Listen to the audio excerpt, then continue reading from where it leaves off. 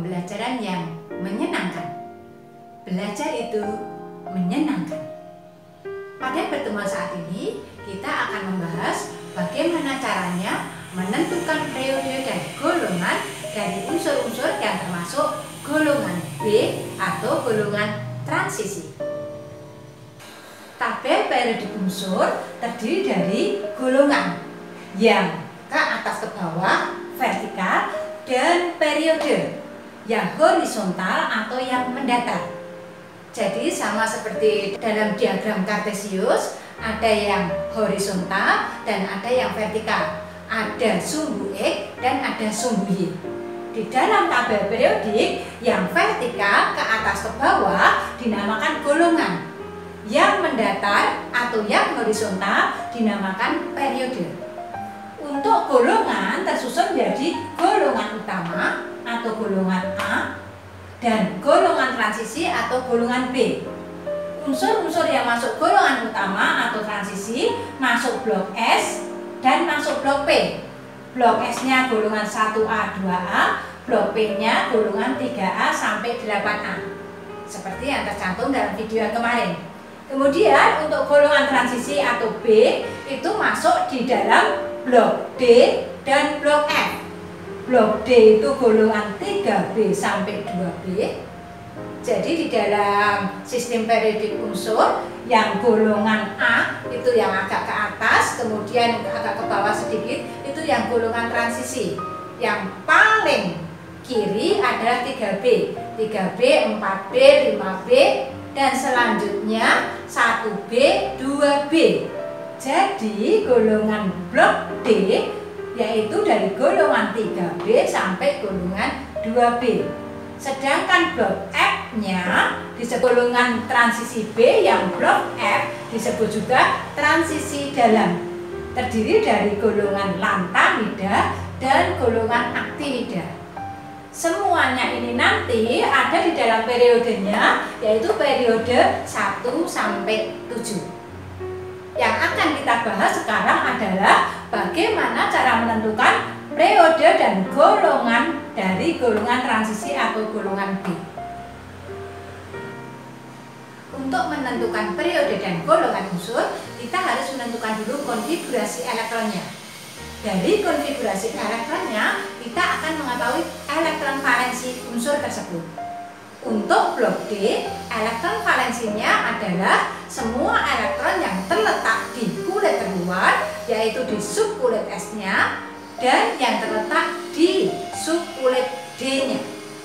Maka sesuai tabel, kita lihat elektron valensi untuk blok D, elektronnya Ns2, N-1, D1.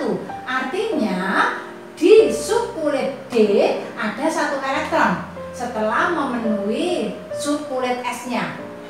N-nya ini adalah kulit yang terbesar di Ns, lalu di D-nya mesti kulitnya lebih kecil 1 daripada S. Dari konfigurasi elektron kita tahu, misalnya ini 4S, maka di sini 3D. Kalau di sini 5S, maka di sini 4D. N-1. Elektronnya di S terisi 2, elektronnya di D terisi 1, maka jumlahnya 3. Karena jumlahnya 3, maka golongannya 3. Karena masuk golongan transisi atau golongan B, maka kita tuliskan 3B. Demikian ya. Kalau nanti elektron valensinya Ns2, N-1D2, berarti di subkulit D berisi 2 elektron. S-nya harus penuh dulu, berisi 2. Sehingga jumlah elektronnya 2 ditambah 2, 4. Maka golongannya golongan 4. Karena masuk golongan transisi atau golongan B, maka disebut golongan 4B.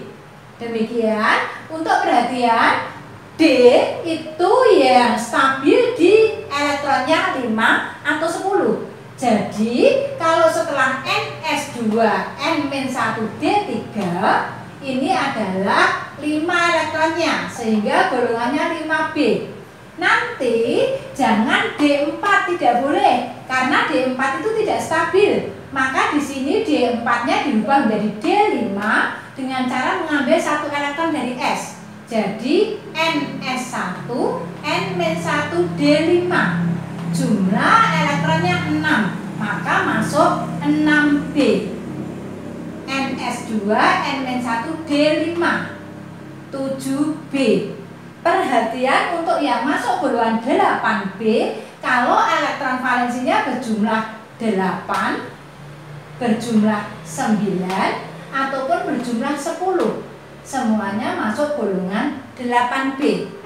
Kemudian untuk D yang berisi 9 tidak boleh, harus apa? Menjadi penuh, yaitu 10. Maka D9 tidak ada, tetap D10. Mengambil dari mana? Mengambil dari S-nya 1, sehingga NS1 N-1 D10. Jumlahnya 11. Jumlah 11, maka golongannya 1B. NS2 N-1 D10. Di sub kulit D maksimal 10, berarti nanti sudah selesai terakhir. NS2 N-1 D10. Jumlah elektron valensinya 12, golongannya 2B. Untuk periodenya semuanya sama, yaitu N atau kulit yang terbesar. Jadi periodenya N. Dari golongan 3B sampai 2B sama, yaitu periodenya N. Nah, sehingga kalau dilihat di tabel periodik untuk golongan yang A itu nanti memulainya dari periode 2. Yang periode 1 mulai yaitu hanya golongan 8A. Sedangkan untuk golongan B agak ke bawah sedikit, mulai adanya di periode keempat. Kita buat contoh soal ya. Misalnya ada unsur A, nomor atomnya 21. Berapa ya periode dan golongan dari unsur A tersebut? Langkah pertama kita buat konfigurasinya. Elektronnya 21, berarti yang terkonfigurasi nanti 21 elektron. Gunakan lebih mudah dengan cara gas mulia. Konfigurasinya sebelum 21 ada gas mulia AR, nomor atomnya 18. Berarti 21 sudah terkonfigurasi 18, tinggal 3. 3-nya di mana letaknya? Maka setelah AR itu periode 3. Maka masuk 4S. Setelah 4S 3D. Berarti 3 elektron tadi masuk di S2 dan di D1. Karena berakhir pada subkulit D, maka merupakan blok D. Karena blok D, maka elektron valensinya di S dan D-nya. Jumlah elektronnya berapa? 3. Sesuai tabel tadi kita lihat 4S2 3D1. Masukkan ke sini, N-nya diganti 4. 4S2 N-1 4 dan 1 3. Berarti 4S2 3D1. Kalau seperti ini, maka nanti golongannya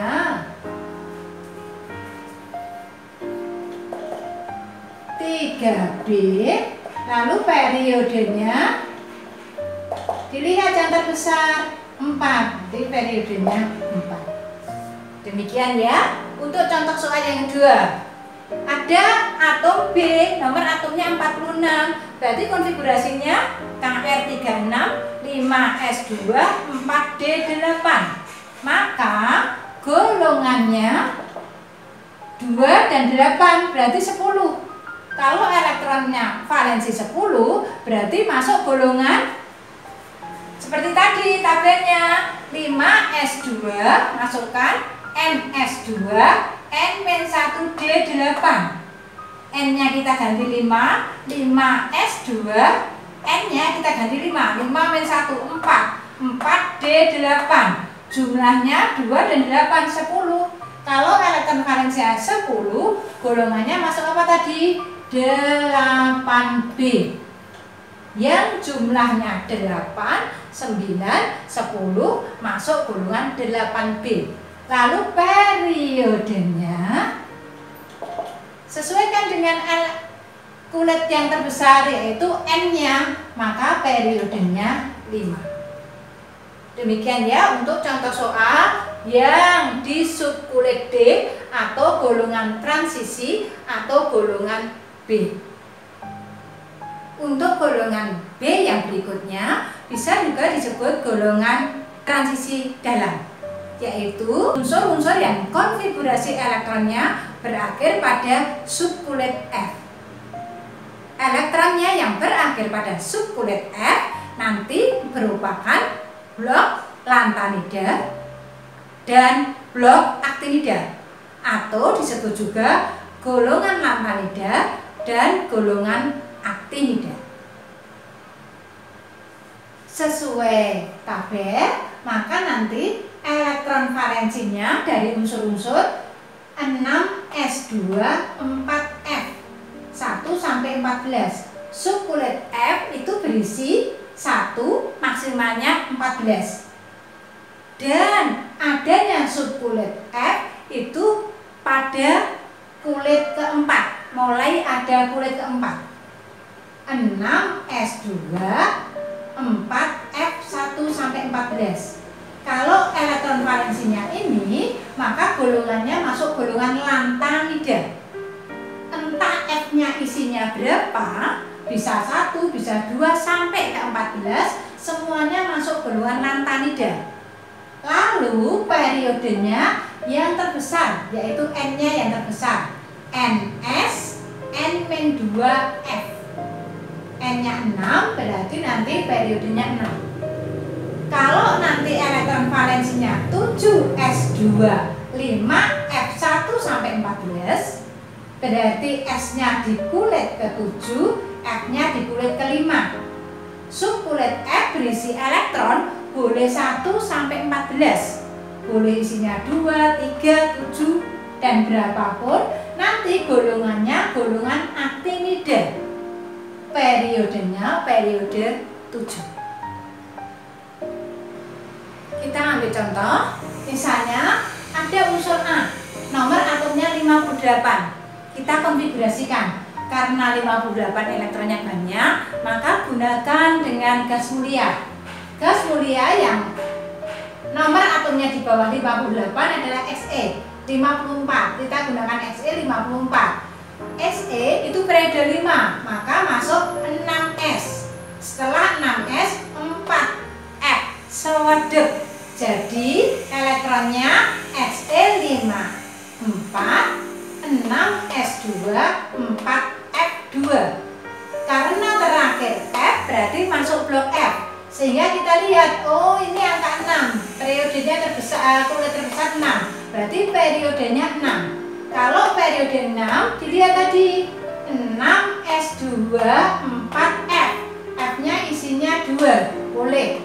Karena isi F itu dari 1 sampai 14. F-nya berisi 2, jadi jumlahnya 2. Kemudian periodenya, lihat kulit yang terbesar, periode 6. Karena periode 6 maka masuk golongan lantanida. Contoh soal berikutnya, untuk unsur B nomor atomnya 95. Konfigurasinya Rn86, masih ada 9 elektron. 9 elektron masuk ke 7s2 5f7. 7 masuk ke sini ya, 7s2 5f7. Karena berakhir pada blok F, maka nanti masuk ke transisi dalam. Periodenya lihat dari kulit yang terbesar, periode 7. Karena periode 7, maka golongannya aktinida. Demikian ya untuk golongan unsur yang termasuk transisi dalam. Ada 2 golongan, yaitu golongan lantanida periodenya 6 dan golongan aktinida yang periodenya 7. Demikianlah cara menentukan periode dan golongan dari unsur-unsur transisi, baik yang blok D maupun blok F. Belajar itu